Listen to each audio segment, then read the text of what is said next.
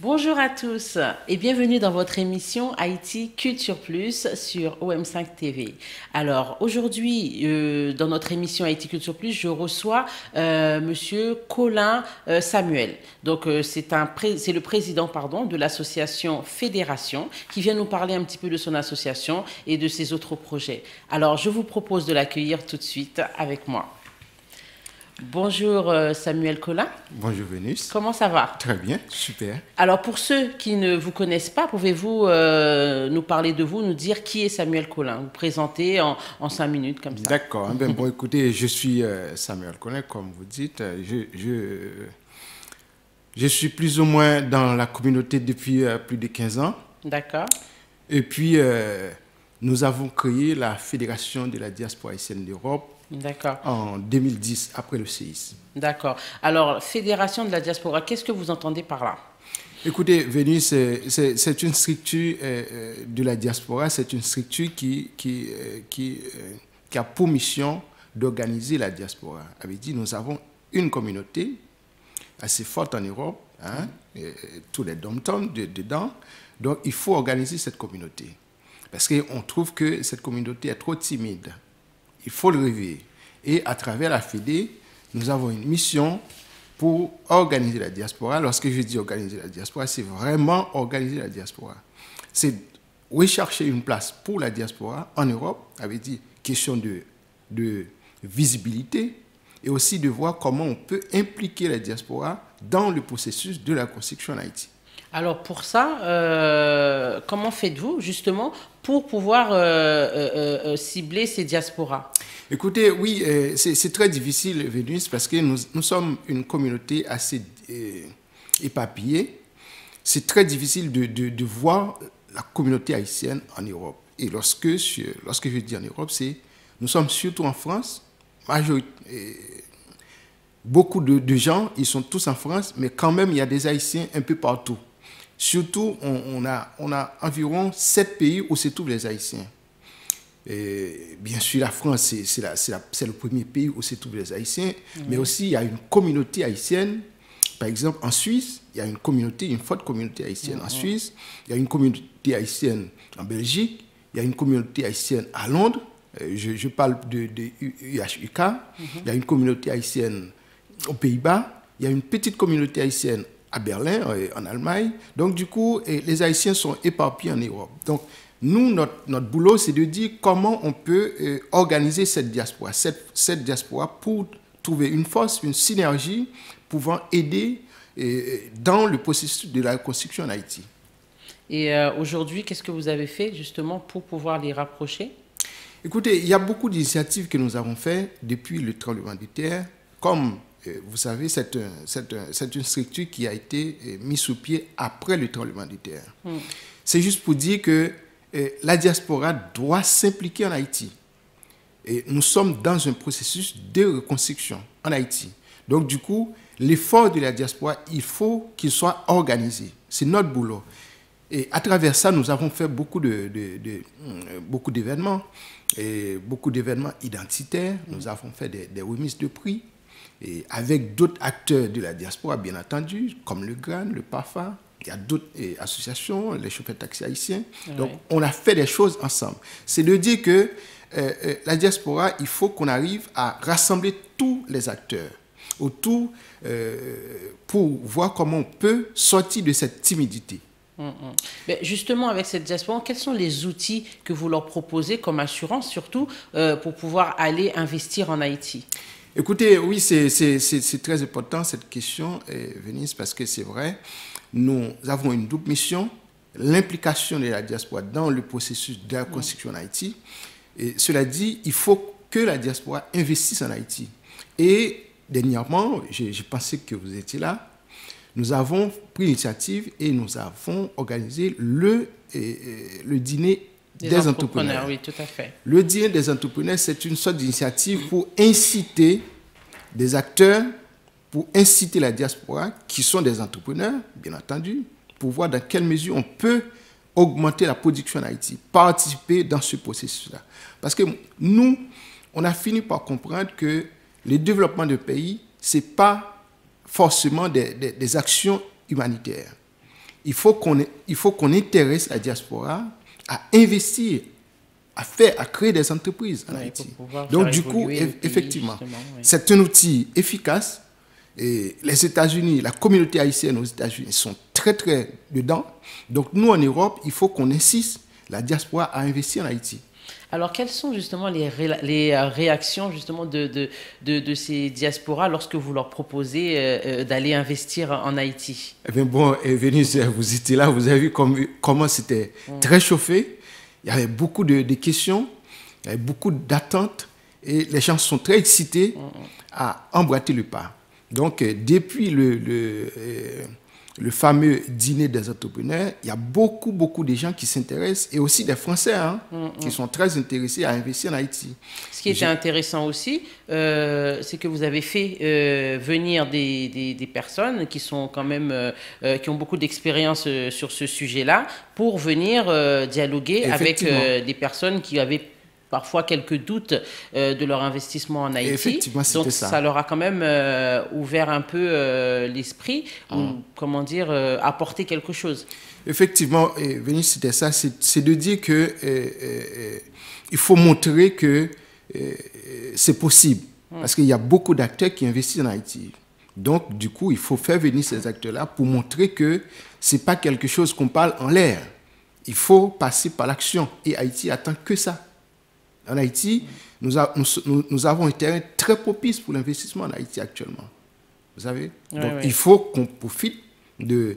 Nous avons beaucoup de plages, beaucoup de possibilités d'investissement. Donc, du coup, on demande vraiment aux acteurs de la diaspora, aux Haïtiens, aux étrangers aussi qui aiment Haïti, de voir, si vous voulez Haïti change, il faut que ça change de par l'investissement. Oui. De par l'économie. C'est ça qui est bon. Ce n'est pas l'humanitaire. L'humanitaire, c'est comme un pansement. Oui. Ça ne guérit pas.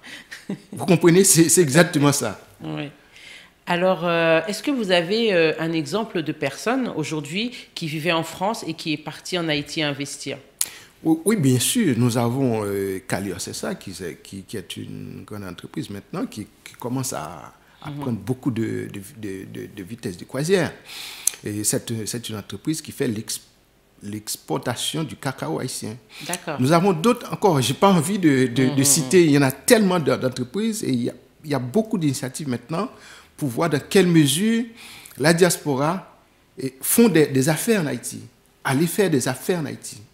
Et la diaspora fait des affaires en Haïti. C'est très, très important pour nous. Et aujourd'hui, vous avez beaucoup de retours, beaucoup de personnes vous appellent pour pouvoir investir en Haïti. Est-ce que ça a quand même fait de l'effet, cette association? Depuis ce dîner des entrepreneurs, nous avons, c'était l'objectif c'est de dire que nous allons créer le club des entrepreneurs. Et c'est dire que non seulement on crée le club des entrepreneurs, mais ce n'est pas seulement pour investir, mais aussi c'est pour approfondir cette réflexion beaucoup plus profonde. C'est dire que le club des entrepreneurs que nous allons créer dans quelques mois, je crois, parce qu'il y a une commission qui a été formée, donc c'est dire qu'on vraiment resté dans la durée pour l'investissement en Haïti. Donc, votre question, pour répondre à votre question, bien sûr, il y a beaucoup de retours. Il y a beaucoup de retours. Il y a beaucoup de gens qui sont très intéressés. J'ai rencontré beaucoup de gens de Suisse, beaucoup de gens d'Allemagne, beaucoup de gens de Pays-Bas qui veulent investir en Haïti à travers ce dîner des entrepreneurs. Alors justement, dans ce club des entrepreneurs, qu'est-ce qu'il va y avoir? Est-ce que vous allez faire des visites en Haïti avec les gens qui veulent investir en Haïti? Comment ça va se passer? Je crois le club des entrepreneurs, je ne vais pas dire parce que ce n'est pas moi qui va présider le club. D'accord. Mais vous avez une petite idée quand même de... J'ai compris, oui, bien sûr, bien sûr. Nous avons déjà eu un projet avec l'Assemblée nationale. avec le député Anotin qui veulent faire une sorte de colloque entre le club et des entrepreneurs français. D'accord. Sur une possibilité d'exploration, d'une visite d'exploration en Haïti, pour les affaires. Oui. Donc, du coup, lorsqu'on parle d'affaires, ce n'est pas vraiment une association Oui. Humanitaire. C'est vraiment mettre le... Du business. Effectivement, effectivement. Ouais. Mais la Fédé ne fait pas que ça. Hein. Donc, ça, c'est une partie de notre mission. Mais on ne fait pas que ça. Alors, on vous écoute. Mais, écoutez, que fait la Fédé en plus de ça? Merci. La Fédé, comme nous sommes la diaspora, et tout ce qui se passe dans la diaspora, ça nous interpelle. Et maintenant, vous savez, il y a un problème dans la communauté haïtienne en République dominicaine. Oui, ça, c'est quelque chose qui nous touche beaucoup. Voilà. Et qu'est-ce que vous pensez de ça, justement, de ce qui se passe en République dominicaine concernant les Haïtiens? Mais bon, écoutez, ce sont des actes de barbarie pour moi, hein, que je condamne. Et il y a beaucoup de gens, même les Dominicains, la société civile dominicaine condamne cet acte-là. Et la première chose, nous avons déjà fait une journée de réflexion sur le traitement des Haïtiens en République dominicaine. Et depuis lors, nous avons créé une commission. Donc, la commission, bien sûr, il faut l'approfondir, il faut l'encadrer encore. Et je pense que le problème le traitement des Haïtiens en République dominicaine, c'est un problème vraiment qui interpelle tout le monde, oui, tout à qui fait. interpelle toute la diaspora. À votre avis, comment ça a commencé cette barbarie? Et je pense qu'il y a une sorte de déséquilibre. Il y a une sorte de déséquilibre qui est criant. Tout le monde est conscient de ce problème. Et bon, bien sûr, il y a beaucoup d'Haïtiens qui sont là-bas. On dit que c'est un problème de papier parce qu'ils n'ont pas de papier. Mais je pense que la République dominicaine doit comprendre que le respect des droits humains, c'est quelque chose, c'est quelque chose d'important pour la vie humaine. Donc, du coup, traiter des Haïtiens avec beaucoup des actes de barbarie que je n'ai pas envie de citer, que vous avez vu avec moi, et on ne va pas tolérer ça. Et on est en train de rechercher quel modèle de solution on peut trouver de manière pacifique. Parce que ce n'est pas bien de prôner la vengeance. Ouais. Et je pense que nous, les Haïtiens, surtout la diaspora, nous avons notre mot à dire. C'est notre responsabilité, car ça touche notre dignité, ça touche notre identité en tant que peuple, lorsqu'on regarde le traitement des Haïtiens en République dominicaine.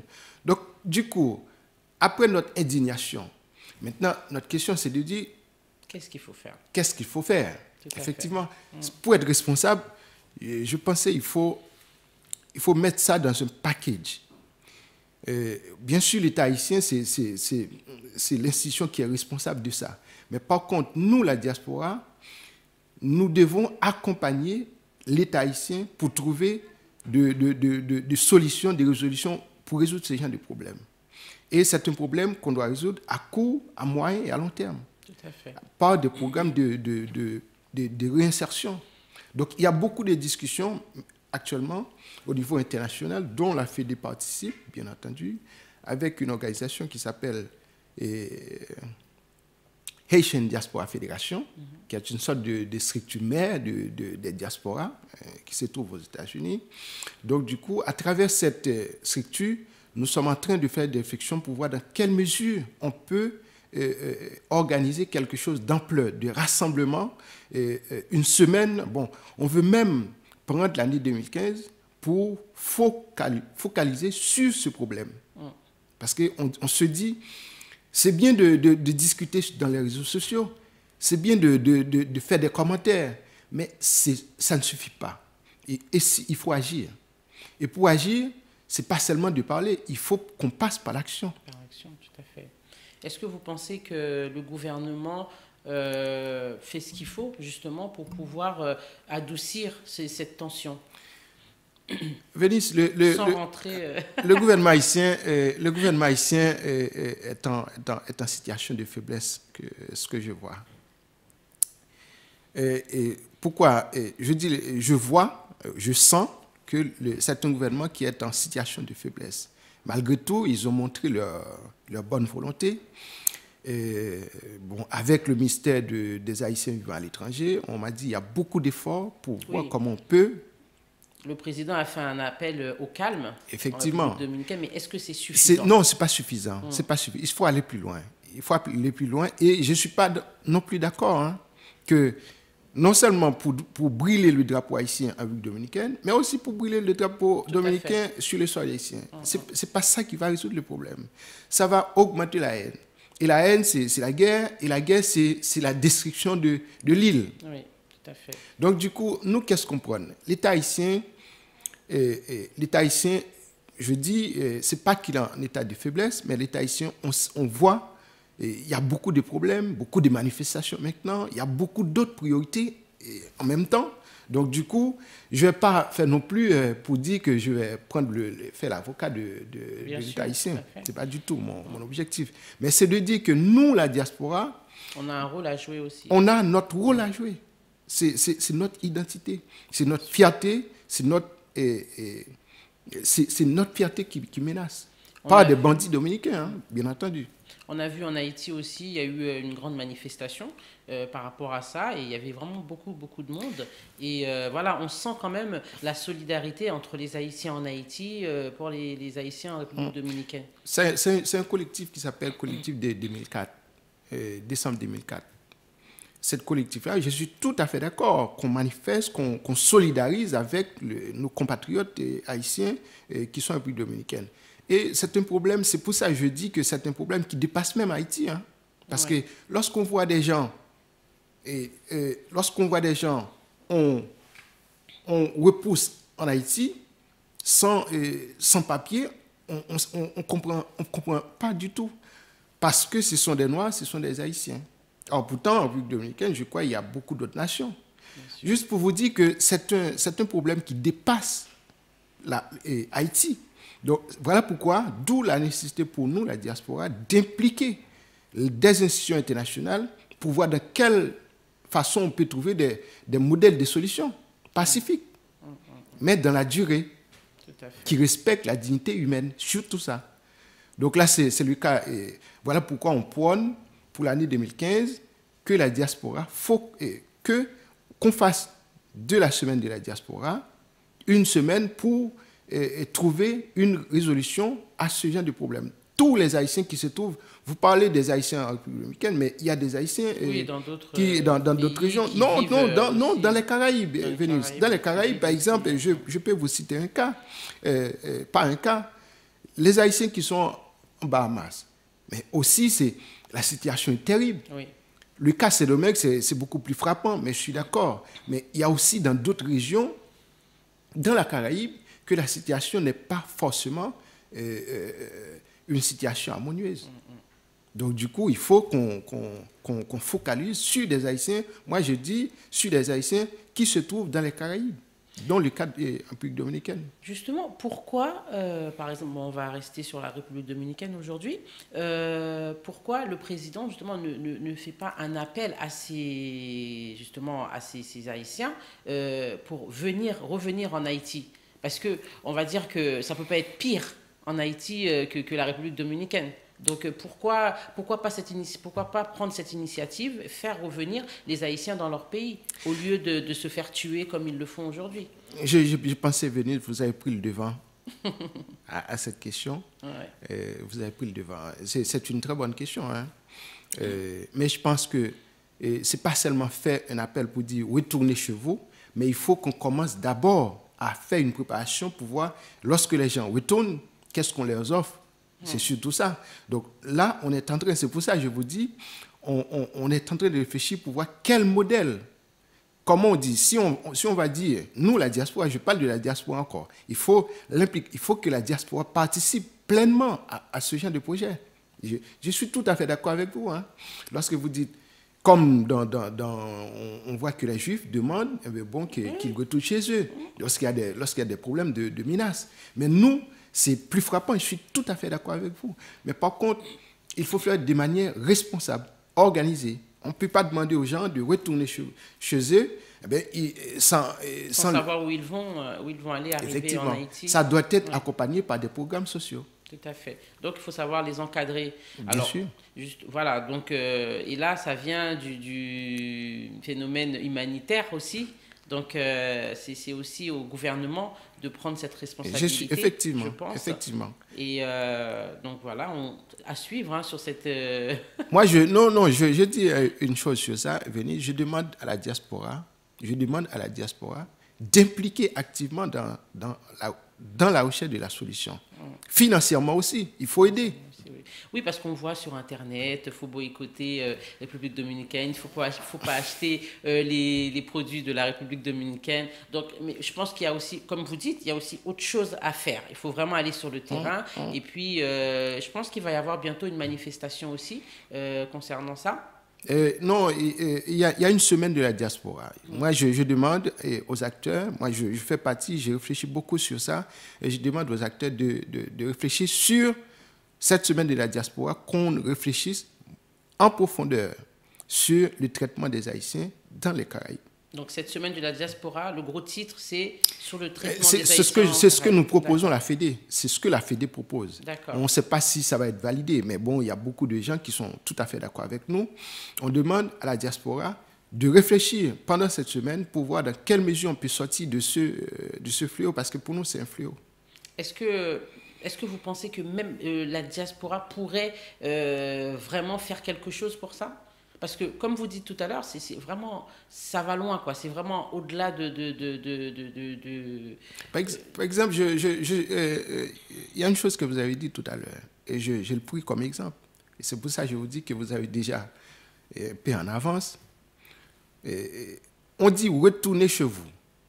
Si on dit retournez chez vous, eh bien, avant qu'on dise retournez chez vous, il faut que nous fassions des programmes sociaux. Nous fassions des choses pour accompagner des gens qui veulent retourner volontairement. D'accord, donc volontairement. C'est là que vous voulez que les diasporas interviennent. J'ai besoin que la diaspora investisse dans ça, s'implique dans ça de manière financière, même avec nous, lorsqu'on fait des appels aux dons, ou du moins lorsqu'on récolte des cotisations, il faut que la diaspora participe. Oui. Donc ça, c'est notre proposition. Et lorsqu'on dit retourner chez vous, c'est quelque chose, c'est un mot. Mais ce mot-là doit être accompagné d'abord par des choses beaucoup plus fermes. Ferme, tout à fait. Est-ce que vous allez souvent en Haïti? Très souvent. Je partage ma vie entre Haïti et Paris. Ah, d'accord. Alors, cette association, la fédération, elle est composée de combien de membres et comment ça se passe? C'est très difficile de répondre à cette question parce que toutes nos actions, tout le monde sont dedans. Donc, très souvent, même quand les gens qui ne sont pas inscrits dans la Fédé, dès qu'il y a un souci, on vous appelle. Et puis, on sait que la fédération n'est pas en France. Oui. C'est toute l'Europe, c'est tous les Haïtiens qui sont en Europe. D'ailleurs, de toute façon, on a même des relations avec l'Afrique. D'accord. Avec des Haïtiens qui se trouvent en Afrique. On a beaucoup de partenaires. Et dans 7 pays en Afrique, on a des partenaires. Donc, du coup, on est vraiment inclusif, l'âge, et on se met ensemble avec d'autres structures de la diaspora qui se trouvent, qu'ils soient aux États-Unis, au Canada et ailleurs. D'accord. Et puis, vous avez beaucoup de porteurs de projets. Effectivement. Donc, on a pu voir la dernière fois quand il y a eu le dîner des entrepreneurs. Alors, comment vous les encadrez, ces porteurs de projets? Je pense que ces porteurs de projets, on va les encadrer par le club des entrepreneurs. Ils font tous faire partie du club, et dans le club, il va y avoir beaucoup de choses dedans. Je ne vais pas trop rester dedans parce que moi, je ne suis pas le président du club, mais dans quelques mois, vous allez voir, nous allons créer le club des entrepreneurs, et avec ce club-là, il y a beaucoup de choses, on a même parlé de fonds d'investissement pour les entrepreneurs. D'accord. Et c'est juste pour dire qu'il y a beaucoup de choses, mais je ne vais pas trop détailler parce que sinon je vais faire des choses. Et puis après, il y a une commission qui est très spécialisée, qui est une commission technique, des gens qui sont vraiment des experts, hein, beaucoup des gens qui sont très très bien. Donc du coup, c'est eux qui s'occupent de tout ça. De tout ça. D'accord. Alors, je sais que vous avez plusieurs casquettes, hormis l'association. Qu'est-ce que vous faites en plus? Mais moi, je suis aussi... Samuel Colin. Je suis un acteur aussi politique. Un acteur politique. Je suis un acteur politique aussi. comme je dis, je partage ma vie entre Paris et Haïti. Donc, du coup, Alors, je des suis... projets pour être président? Non, non, non, non, non, non, mon Dieu. Non. Et lorsque je dis ça, Vénus, vous savez très bien, la diaspora, nous avons beaucoup de problèmes en Haïti. Accepter la diaspora en tant que citoyen à part entière, c'est un combat. Moi, je suis dans ce combat-là. Dans notre pays, moi, c'est un peu honteux de le dire, mais il faut le dire de toute façon. Oui. Il faut poser des problèmes pour résoudre il faut terminer l'hypocrisie. Arrêtons d'être hypocrites à nous-mêmes. Et comment comprenez-vous que la diaspora, jusqu'à présent, la diaspora n'a pas le droit de vote? Oui. Donc c'est un problème vraiment important. C'est clair. C'est un problème important. La question du droit de vote de la diaspora, c'est un problème pour moi.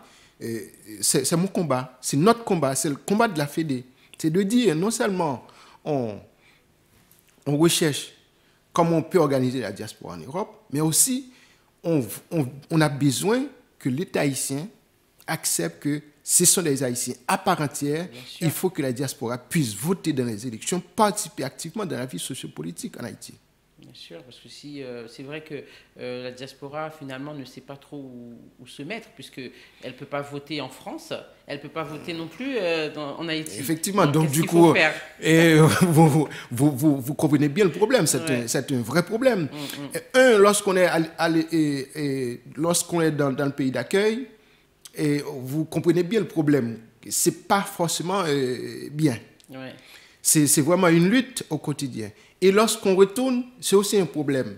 Donc, du coup, il faut que la diaspora soit acceptée en tant que...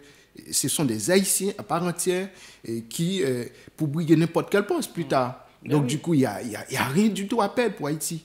Tous les pays, moi j'ai regardé, j'ai été invité dans beaucoup de structures de la diaspora. Et je pense que la diaspora quand même a son mot à dire en Haïti, puisque la diaspora fait vivre Haïti. Mais Vénus, nous sommes 4 millions. Donc c'est quand même, il faut vraiment voir ça de près. Nous sommes 4 millions Vénus. Imaginez-vous, dans une population, même pas 14 millions. Je ne crois pas qu'on arrive à 14 millions. Et on est 4 millions à l'extérieur. Donc, 4 millions. Donc, c'est énorme. Non seulement on dit que c'est une force, d'après des experts, d'après des études, c'est une force économique. Mais bon, cette force économique-là, c'est un peu négligé, c'est pas bien organisé par l'État haïtien. J'avais une réunion avec le Conseil sénégalais et qui nous dit comment le Sénégal prit des engagements pour sa diaspora, privilégie des choses pour sa diaspora, en termes de quotas, lorsqu'il y a des projets de développement. Toute la diaspora s'implique et on laisse des quotas pour la diaspora au Sénégal, je parle. Donc du coup, nous les Haïtiens, regarde dans quel agissement l'État haïtien, quel comportement l'État haïtien avec sa diaspora. C'est un comportement inacceptable. C'est de l'hypocrisie. Donc, du coup, moi, mon combat, c'est ça, c'est de dire que pour qu'on change Haïti, pour que Haïti devienne un pays sérieux, et pour qu'on sorte Haïti de ce trou, il faut qu'on se mette ensemble, les Haïtiens qui sont en Haïti et les Haïtiens qui sont à l'extérieur. Donc, c'est les deux qui doivent reconstruire ce pays. Bien sûr, c'est quelque chose de fort. Mais, vous savez, c'est très difficile. Ce n'est pas évident. Bon, la diaspora aussi, il y a beaucoup de choses à voir, à revoir. C'est pour ça que c'est quelque chose à organiser. Parce que lorsqu'on dit la diaspora, c'est aussi... elle a été habituée à autre chose. Donc... Effectivement, il faut organiser la diaspora. Donc, c'est une force pour le pays, c'est une force dont dispose Haïti, la diaspora haïtienne. Moi, je parle parce que je sais que je connais, après... je partage ma vie entre Haïti et la France et Paris. Donc, surtout la France. Et maintenant, je pense que pour sortir ce pays dans ce trou, nous avons besoin de l'implication, la synergie de la diaspora dans ce processus-là.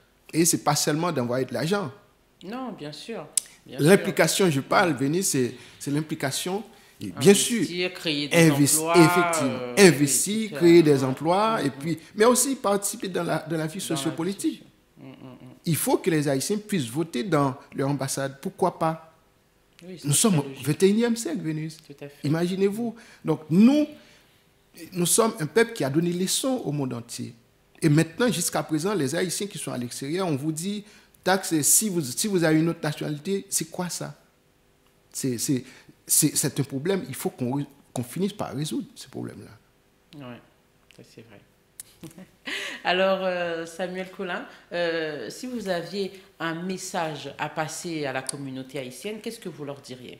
Bon, écoutez, moi, c'est rester courageux et puis savoir que Haïti, c'est un pays, il faut retourner, il faut aller vivre en Haïti, aller visiter Haïti, c'est un pays vraiment à visiter, la diaspora, parce que si on dit que on a besoin que le pays change par le tourisme, eh bien, d'abord, sa diaspora, s'il y a 4 millions de gens qui sont à l'extérieur, si Haïti reçoit seulement 1 million de visiteurs de sa diaspora, honnêtement, j'ai pensé que c'est déjà quelque chose d'important. Donc, j'ai demandé aux gens de visiter le pays et d'explorer aussi pour voir est-ce que vous ne pouvez pas investir, créer des emplois. Et c'est dans cette mesure-là, on peut changer l'enveloppe d'aide de la diaspora qui est destinée à la famille et qui n'est pas trop productif. Il faut qu'on investisse en Haïti. Donc, je demande aux gens et à la diaspora de comprendre que ce pays a besoin de vous. Haïti a besoin de vous. Il faut s'impliquer, il faut regarder, il faut observer et il ne faut pas rester timide. Alors oui, je pense que de plus en plus maintenant, les gens parlent beaucoup d'Haïti. Il y a beaucoup de gens aussi qui vont, qui visitent et qui sont très contents.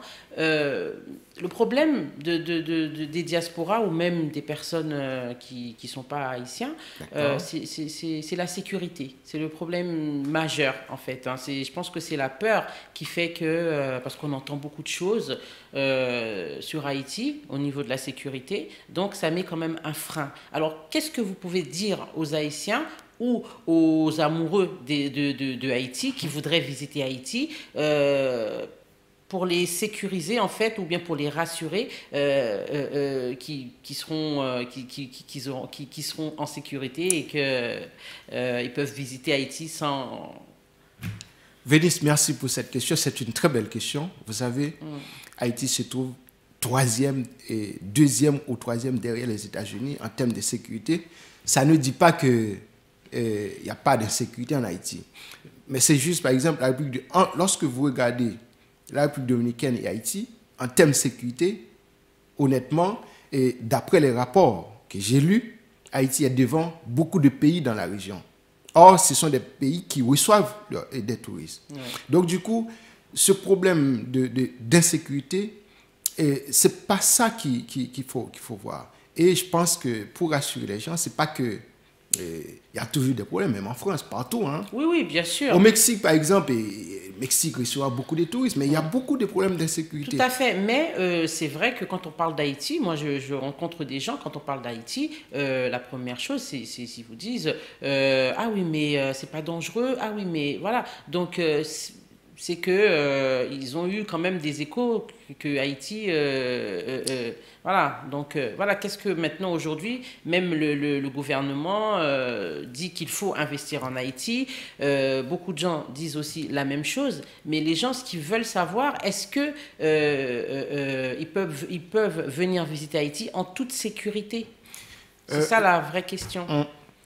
Vénice, je pense que oui, les gens peuvent visiter Haïti avec beaucoup de sécurité. Il y a de sécurité là-bas. Il y a même un touriste, il y a le ministère du Tourisme qui a mis... Qui fait un réel travail d'ailleurs. Effectivement, qui a mis une sorte de Car, police touriste. D'accord. Avec des policiers qui sont destinés que pour accompagner, pour donner la sécurité aux touristes. Donc quand même, on a mis quelque chose quand même pour pouvoir... Effectivement. C'est important de le savoir. C'est très important. Bon, il n'y a pas beaucoup de pays qui le font. Haïti a mis police touriste. Ce sont des policiers qui sont destinés à encadrer, ou du moins à surveiller dans tous les coins stratégiques. D'accord. Pour que les gens